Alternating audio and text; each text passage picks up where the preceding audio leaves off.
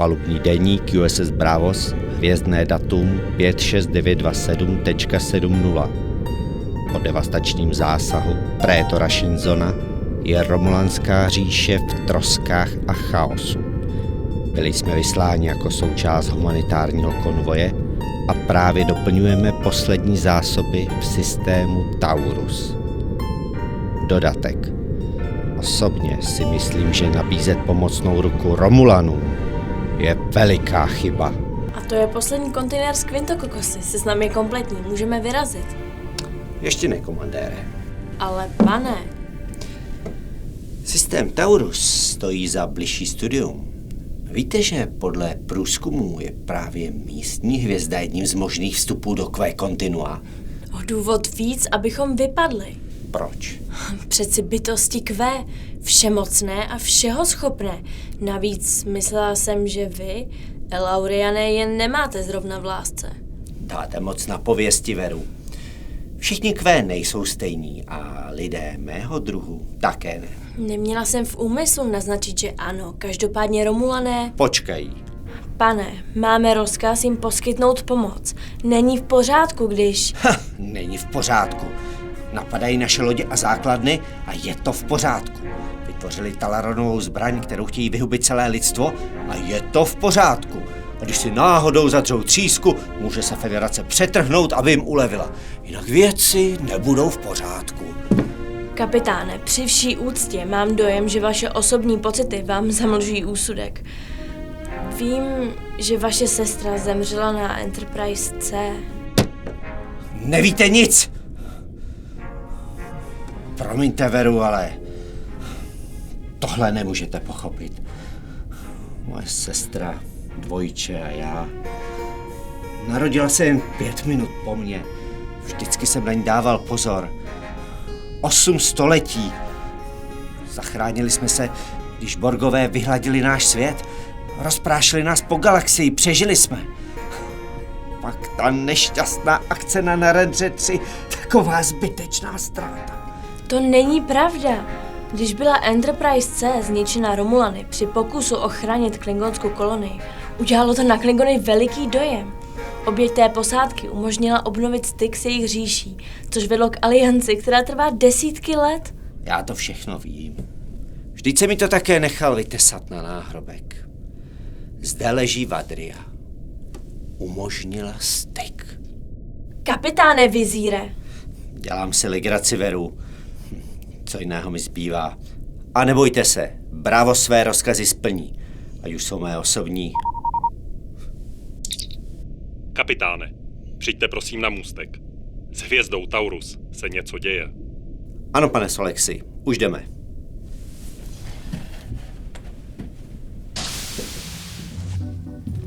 Hlášení. Začalo to před pár minutami. Nejprve jen slabé interference, ale nyní je slunce silně aktivní. Solární erupce a protuberace se zvyšují. Díky, poručíku. Přebírám velení. Žlutá pohotovost. Nějaké předchozí záznamy o podobné aktivitě? Nikoliv, madam. Taurus je zcela stabilní hvězda. Dle predikcí tak měla zůstat ještě miliony let. Predikce jsou krásná věc. Praporčíku Derine, raději buďte připravený odsud rychle vypadnout. Jen pro jistotu. Rozkaz, kapitáne, motory v pohotovosti. Pane, zachycuji mohutné sonické vlny, vycházející z Tauru. Sonické? V kosmu? Co se tu k sakru děje? Jen nezapírej. Tančil si s Andromédou po celé Mléčné dráze.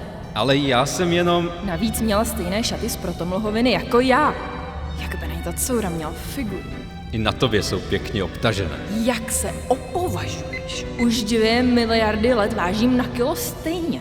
Jasně, a hvězdy se taky nerozpínají a homo sapiens jednou ovládne vesmír. No dovol! Tohle nebudu poslouchat. Fajn, skoč si do zrcadlového vesmíru a podívej se sama. To si přehnal. A nečum na mě tímhle tónem. Jdu pryč. Výborně, jdi si a nepráskej. Kapitáne, extrémně silná erupce. Náraz za 3 vteřiny. Dveřma! Nemožný, nafoukaný prasák. naposledy, co jsem s ním. Kde to jsem? Lidé, flotila. Fascinující. Jsem kapitán Vizír. Toto je USS Bravos. A vy, madam? Budete Q, nemýlím se? Tak tomu říkám postřeh. Bravo, opičáku. Jsou všichni kapitáni flotily tak bystří? Ale já jsem jenom... Vy muži vždycky jenom. Promiňte, to nepatřilo vám. Jsem pořád naštvána na toho příšerného Q. Váš partner? Budoucí bývalý na nejvýš. Komandér Frida Veru, můj první důstojník. Slečno Q, chápu, že jste rozrušená. Přesto přijala byste mé pozvání na drink? Pozvání na drink. Ale. Švihácký kapitán oprašuje gentlemanské způsoby. Co bude dál? Podržíte mi dveře turbovýtahu? Já nejsem nějaká květinka z vašich černobílých pohyblivých obrázků. Jsem Q. Tedy já... Co pak? Ztratili jsme nit. Tohle je všude stejný. Od pradávných ikonianů až po pány času z konce dějin. Nabouráte chlapovi jeho pohádku a pod hromadou klišé nezbude nic. Než by odhalili své nitro, to dřív bude spluta znova planeta. Tak mi tedy povězte, jak to mám udělat. Jak mám říct překrásné ženě, která se jako sen z čista jasna zjevila na můstku mé lodi a okouzla mé srdce i mysl, že bych ji chtěl lépe poznat. Ale to už je lepší. No vidíte, že trocha upřímnosti nebolí. Jen dál, kapitáne. Já nekoušu. Jsem si jistý, že váš půvab nebyl nikdy zářivější ani před těmi 2 miliardami let. Úchvatné jsou nejen vaše klasické rysy a hlubiny vašich jiskrných očí, ale i duše uvnitř, která kvete jako nádherná fontána. Nemyslím si, že fontány zrovna kvetou, pane. Moje ano, není úplně nejhorší. Pokračujte. Jak víte, jsem El Auria. Říkají nám naslouchači. A věřte mi, dáma, vašich půvabů má moji nekonečnou pozornost. Nechcete zůstat chvíli s námi? Zajistím vám návštěvní apartmá. Dáte si horkou koupel. Já pak přinesu své nejlepší víno a budeme si dlouze povídat, dokud to všechno nezačne dávat smysl. Slušné, velmi slušné. Tak jo, dám vám šanci. Ale návštěvnické apartmá si nechte. Jsme oba dospělí a na další tanečka okolo už nemám náladu. Máte snad vlastní kajutu, ne? Samozřejmě, račte za mnou. Ach, komandére, můstek je váš.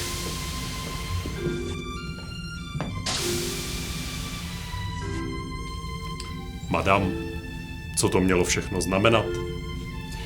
Popravdě nevím, poručíku. Jisté je jen to, že kapitán má teď práci a že bude nejlepší, když na posledních pár minut prostě zapomeneme. Zapomeneme? Na co? To mám na vás nejradši, Solexi. Ale teď zpátky do práce. Už jsme tu seděli dost dlouho. Praporčíku Derine, kurz Romulus, Barb 6. Ano, madam.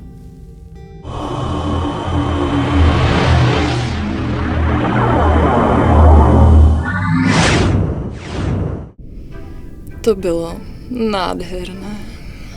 Děkuji ti, Vizír. Já tobě něco tak intenzivního jsem nikdy... Mám pocit, jako by to trvalo celé roky. Takže trvalo? Cože? No víš, občas mám tendence kolem sebe urychlit tok času, když je to hezký. Takže ty, my, který rok? 2384. Počkej, milovali jsme se 5 let? Zhruba tak, ano, miláčku.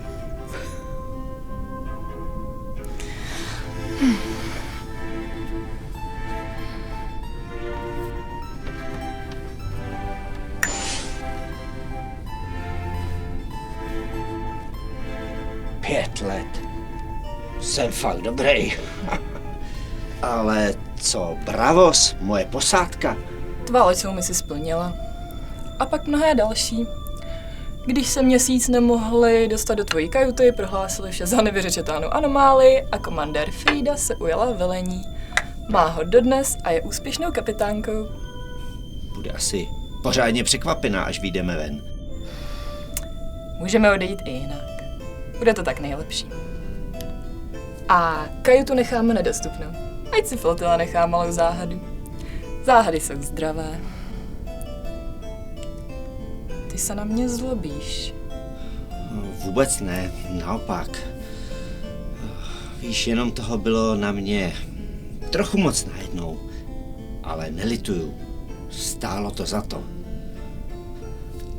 Ty stojíš za to. Přeji si něco. Prosím? Řekni si cokoliv. Spokojená je vděčná kole. A i když jsem to nečekala, tak se mi pomohlo cítit se opět jako žádoucí žena, takže jsem tu teď pro tebe. Něco za něco. Nejsem s tebou kvůli protislužbě.